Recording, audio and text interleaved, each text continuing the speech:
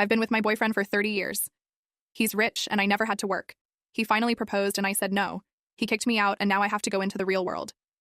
Yesterday after dinner, my 52F boyfriend of 30 years, 53M, proposed to me. He just walked towards me holding a box and said to open it. It was a ring, and I had pictured this moment a million different times but never thought I'd be so apathetic. My boyfriend then said that he was reared now and wants to kick back and enjoy life with me, and would love to do it all with me as his wife. A nice speech, and all but from the 5-year mark of our relationship onwards, I had been making clear my deep desire to marry, and was consistently dismissed, given empty promises, gaslit. We had been through the gamut with therapy, and one counselor implied that me telling him we needed to go to therapy and getting his butt on the couch still means nothing if his mind has been made up. I was in denial about the fact he was just giving me the false illusion of progress to stall. My boyfriend and I have 4 kids. The oldest 3 are adults, while the youngest is 15F, was sleeping over elsewhere when this all went down. All of our kids went to a private school filled with typical Southern soccer parents. I had to endure PTA moms' jabs about me not sharing a last name with my kids. Preteen years were hell because the other kids would taunt my kids by saying, "Your dad would rather sin and go to hell than marry your mom." My BF's mom would tell him marriage would be selfish on my part. It is just a piece of paper. My BF ended up rising up the ranks until he became an executive. I was a SHM, so I felt like there was always a power imbalance, exasperated by the fact I could be tossed anytime. I partly did stay because I wanted my kids to have the best life, and because I felt lucky and proud to be partnered with such an intelligent, successful man, but also because I loved him. These past few years, my boyfriend's career has taken a downturn. He will never be poor, but the company he was part of took a nosedive during 2020, and he had made enemies out of associates, board members. He decided to step back from his role and take the generous severance agreed upon. Now he is living off his investments and wants to relax. I did not like how his career ended and how he treated people, and had been deciding whether I wanted to leave and find somebody else after our youngest turns 18. So the proposal was a shock, because I should hope that he noticed I have avoided conversations about the future as of late. He rattles on about downsizing our house so we can travel and also cutting back on our other expenses, but we're not married, so it's all his money house anyway. He did notice my eye roll and was offended. He asked what's wrong, and I said that suddenly now that he's downsizing, I'm good enough to marry. He got mad and said that now that he's downsizing and no longer an executive, I suddenly think our relationship is disrespectful. And started implying I was a gold digger. I was so angry I walked out and said I might just go out looking for a respectful relationship because I don't know what respect is anymore. Aita? Update 1. At the time of my original post, my boyfriend and I had not spoken since the engagement fight. I've been with him long enough to know that when he goes and closes the bedroom door before I get in, that's a signal that I should sleep in one of the guest rooms, so I did that. However, this morning I broke the ice. I told him about how dismissed I felt over the years. I also said that we are both in our 50s, and these last few years have taught us that people at work who kiss the ground you walk on one day can easily turn on you the next. And true partners in life are valuable and hard to find, so I wished he'd treat me like I'm valued. Instead, he treats me like he thinks prettier, better, and just as loving is always around the corner. I apologized for the eye roll but told him that if he wants marriage, I want a quick, committed timeline and genuine happiness from him to be marrying me. I don't need a big party. He listened to me and finally asked if this was about the money, security. He told me that being an executive's girlfriend required things of me, but if I wanted to work, I could have. He said he doesn't think I'm grateful enough for the position in society I was in due to his career. But that, he's not mad about the eye roll. He said he didn't succeed by being that sensitive. He went on to say, I was not his prisoner, so I can leave at any time. But to remember he won't tolerate being made my prisoner either via manipulation. He said that for what it's worth, the engagement ring is mine, and I could do whatever I wanted with it. He will also not be accused of not providing for his daughter, so be assured he won't shirk child support. But that he felt what I said before was emotional blackmail. So he no longer wants to go forward with marrying, but says if I'd like to travel with him, that's fine. Him traveling is non-negotiable, and so if I wanted to get a job, it would have to be a remote job. It was a sad conversation, and I spent a few hours alone after that. I felt I had nothing to lose, so I just asked him if he would support me getting an associate's, but that most associates for technical careers were in person. He then dropped the bombshell that if I wasn't traveling with him, he wasn't going to go those periods without sex. I was astounded by his callousness because he's back to take it or leave it. We fought again with me saying we're all feeling the effects of age, I've supported him through health issues, and if he thinks he can just find somebody who has that loyalty I've shown him, he's wrong. At this point, I'm looking for ways out. I can't say I haven't been tempted to say I'll travel with him and try to get a remote job, but also realize how resentful I am that he continues to need to have the power in the relationship. I don't think I'll ever know my value truly, but something telling me there has to be better out there, at least in a partner. Edit. So last update from me for a while. I have decided to start sending in applications for work-from-home jobs, such as social media manager, operations assistant, and bookkeeper as soon as I can get a resume together. I have downloaded templates online and am looking into displaced homemaker programs. There are some resume tip websites that are saying they have helped homemakers land 60K jobs, and I am going to work hard on my resume. I hope that when they see my earnestness in the interview, they would be moved to take a chance on me instead of saying that a white-collar job is too much for me to ask for when I'm willing to work hard. I feel that after running a household that these operations and administration jobs, as well as social media management jobs since I've done the photography for my family and friends, would be within my scope of experience. I hope my comments have not come off as spoiled or out of touch. I apologize if that has offended anyone. What I was trying to say is that I want to be able to rent a studio, 1-bedroom in a semi-safe neighborhood, and have heard that new grads are able to make $45–50K a year semi-remote in business administration or marketing, and then hit 70–80K in around 5 years, and hope that if I show my intent to get a certification in those fields, that employers would give me this opportunity for me to rise up the ranks. I just need somebody to take a chance on me and let me prove that I'm a hard worker. I am not above applying to the big box retailers and such, but the people who work there seem to all be teens or else adults with dubious criminal pasts. So for the sake of my safety, as well as the promotion opportunities available with desk jobs, I would like to explore all my options. I will not sell the ring as of right now out of respect for my partner. However, if he shows me any more displays of disrespect, I will sell the ring. I will, however, do everything I can to prevent myself from falling into poverty, and if that means seeing a lawyer, I will do so. But in my opinion, new grads don't have that much more experience and much less invested in a job, so they can pick up and leave at any time, so I feel I'd be a more reliable hire. Update 2. It's been over a month since I last posted, and my life has changed drastically.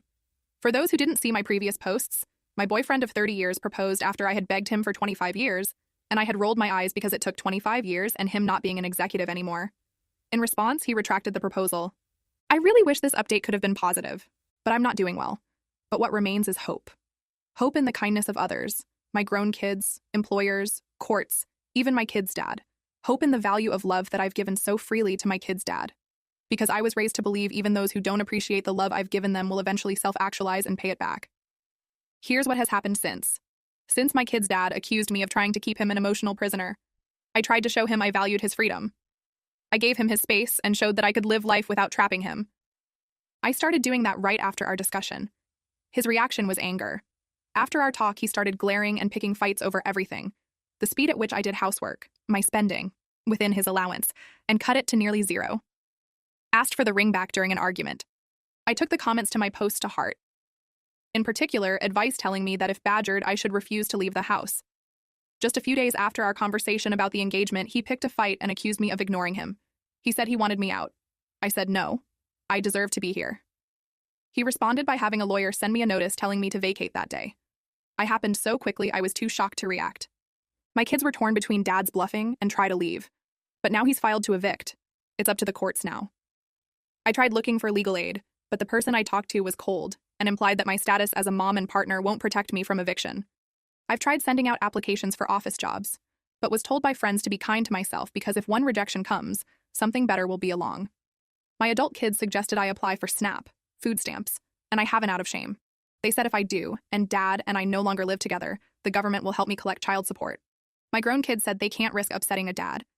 My oldest told me a gas station was hiring night shift, and he'd try to help once he graduated. Just when I decided to just be grateful for the job, they rejected me after an interview where I feel I spoke well. That hurt. But I keep having hope because every day there are new remote and non-remote jobs posted saying they'll train the right candidate. I am applying to every corporation, it seems, with hope that one of them will take a chance on me, give me an interview that I will ace, see me for somebody pulling herself up. I know my boyfriend wants me to beg, but I don't know if that would make him drop the suit. I just don't know anymore. I am in my corner of the house trying to keep things normal and applying like it's a job. I don't know what else to say, but that ends my update for now. I maintain hope and dignity. Update 3. The unconscionable happened. A judge is letting my ex-boyfriend evict me. A judge who is supposed to uphold the laws of fairness, morality, and for years I assumed kindness found in favor of my ex-boyfriend. My head is spinning. I have not found a job yet. And I did everything right. I applied to hundreds upon hundreds of marketing jobs online. I've gotten 3 responses, but those responses ask me to download communication apps to do the interview, and their instructions are so hard to understand. I don't do well with non-concrete directions, so I got too aggravated to respond. However, at this point, I'm desperate enough to interview even there. I have taken the advice to apply to non-marketing jobs. My older daughter wrote me a resume for an office assistant job for a church that only offered 8 to 10 hours a week at $2 over minimum wage. I got called for an interview, and the pastor of all people seemed disappointed after seeing me and greeted me with a different tone than he greeted the next applicant who came in, a woman in her mid-20s. Horrible behavior from a mid-30s man.